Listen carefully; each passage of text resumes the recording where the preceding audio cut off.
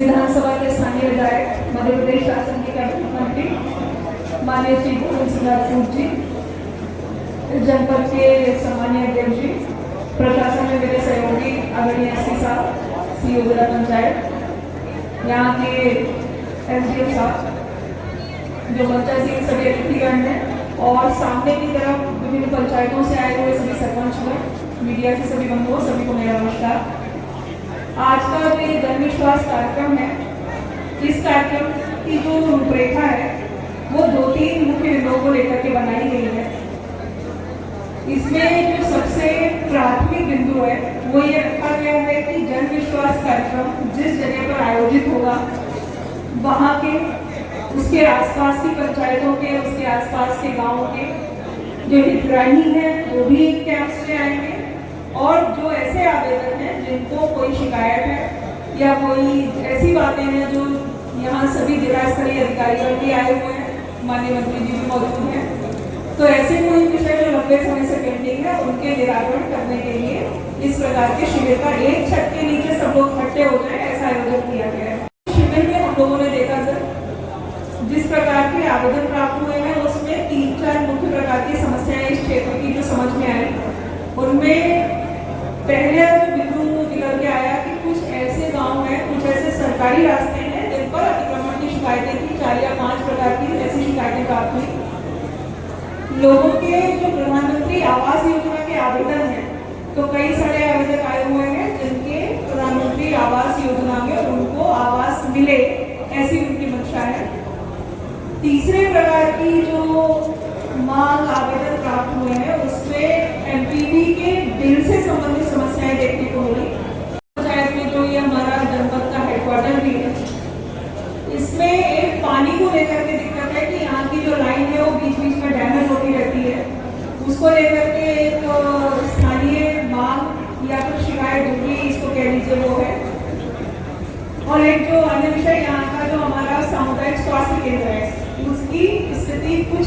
जो उसका थोड़ा हिस्सा है उसमें हमें काम करने की जरूरत है। तो इस प्रकार से जो मोटी मोटी चीजें इस आवेदन में, इस शिविर में आवेदन के माध्यम से निकल के आई हैं, इनमें कुछ चीजें ऐसी हैं, छोटे कोई पेंशन के आवेदन थे जिनका भी मौके पर ही निराकरण किया जा रहा है आज ही। कुछ चीजें ऐसी हैं जो मांग आधारित है, जैसे प्रधानमंत्री आवास में आवेदक का नाम कौन से क्रम पे होगा उससे ये निर्धारित होता है कि उनको आवास कब मिलेगा। तो प्रधानमंत्री आवास जो कब्जे की शिकायतें सरकारी रास्तों पे आई हैं वो 60 दिवस की समय सीमा निर्धारित की गई है। तो आज जिन लोगों ने अपने आवेदन दिए हैं या फिर अभी आप लोगों में से जो बाद में आए होंगे जो अपने आवेदन देंगे, उनके निराकरण की जो समय सीमा है वो 60 दिवस है। और जन विश्वास में सिर्फ जो आज आवेदन आए हैं उन्हीं का निराकरण नहीं हो रहा है, बल्कि आप लोगों ने इस ब्लॉक से संबंधित जितनी शिकायतें किसी ने 181 पर जो सीएम हेल्पलाइन है, सब लोग जानते हैं उसको, यदि उसमें की होगी तो उनका निराकरण भी आज ही इसके साथ में, इसी शिविर के साथ में किया जा रहा है। इसमें लगातार 1 सप्ताह से सभी विभागों ने अपनी अपनी सीएम हेल्पलाइन की निराकरण करने का प्रयास इस कैंप से पहले किया है। सभी लोग इकट्ठे हैं, तो 2-3 चीजें मैं आप लोगों से और रिक्वेस्ट करना चाहूंगी कि निवेदन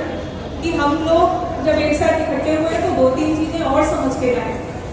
कि कोई आवेदन किसी व्यक्तिगत काम के लिए हम लोगों ने दिया, उसका निराकरण जिस प्रकार से होगा वो होगा, लेकिन हम सभी लोगों का, जितने भी ग्रामीण क्षेत्र से आए हुए कृषक बंधु हैं, जैसा कि मंत्री जी ने बीच में इसीलिए सबको रोककर कहा कि जो कृषक अपनी बात बता रहे हैं, जिन्होंने कैसे अपनी खेती की आय में सुधार किया है वो बात कर रहे हैं, तो उनकी बात को हम लोग समझें। तो ना सिर्फ खेती कर रहे हैं बल्कि आप लोगों में से सभी लोग जो भी काम कर रहे हैं,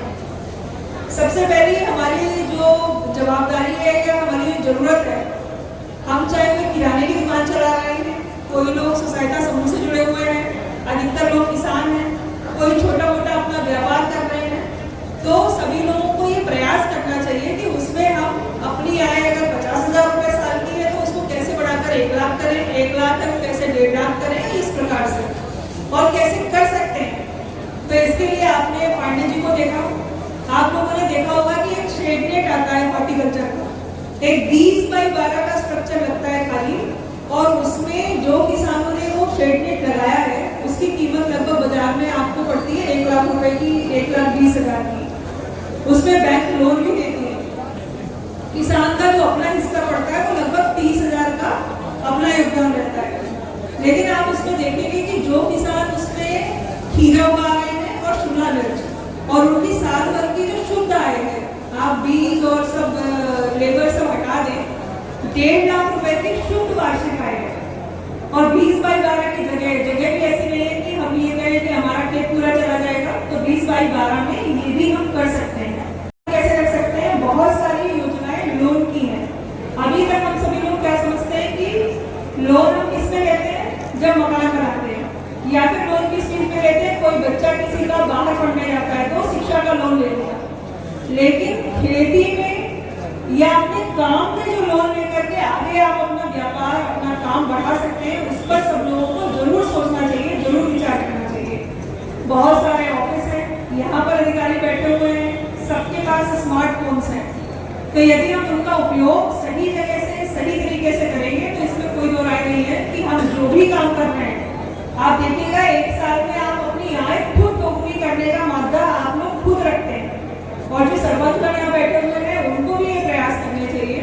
कि सड़क, नाली, बिजली, ये सभी चीजें तो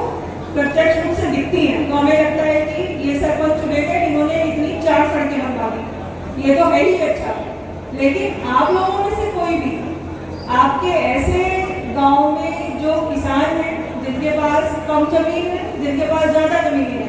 जो ऐसे लड़के हैं जो पढ़ करके गांव में हैं और अभी कुछ काम नहीं कर पा रहे हैं, तो आपको जरूर ऐसे चिन्हांकन करके आपके गांव के पास में जो बैंक हो, आप उस बैंक के मैनेजर से बात कर लो, आप उन्हें अपने गांव में एक दिन आमंत्रित कर लो और आप उनके साथ में बैठ करके अगर ये समझेंगे कि माइक्रो फाइनेंसिंग और लोन लेकर के हम अपना व्यापार कैसे बढ़ाएं, लोन वापस अपना सही समय पर पटा दें ताकि बाकी लोगों को लोन मिल जाए, और अपने परिवार के स्वास्थ्य पर सभी लोग जरूर ध्यान दें। और तीसरा, अगर आपने अपनी कमाई बढ़ा ली, अपने परिवार की स्वास्थ्य ठीक रख लिया, और तीसरा जो एसपी साहब ने बताया कि अपने घर परिवार का कोई बच्चा, कोई मेंबर किसी भी प्रकार के बुरी संगत और व्यसन में ना पड़े, तो ऐसे व्यक्ति का तो जीवन सफल है। तो कैसे होगा? इसके लिए हम सभी लोगों को, जो अपराधी होते हैं उनकी जो आयु होती है वो 18 से 25 साल होती है, तो इससे आप समझ सकते हैं कि 18 से 25 साल का जो युवा है, जो बिगड़ते हैं, जो गलत रास्ते में चले जाते हैं, बार-बार अपराध करते हैं, तो ये अगर हम लोगों ने 3 चीजें करनी कि रोकना टोकना जारी रखा, अपनी हेल्थ ठीक रखी, कमाई बढ़ा दी, तो आप सदैव खुश रहेंगे, आपका परिवार खुश रहेगा। और जिस व्यक्ति ने अपना परिवार खुश कर लिया तो पंचायत, वो गाँव, वो विधानसभा अपने आप खुश रहेगी। तो आप सभी लोग यहाँ से जब जाएंगे तो ये 2-3 चीजों पर जरूर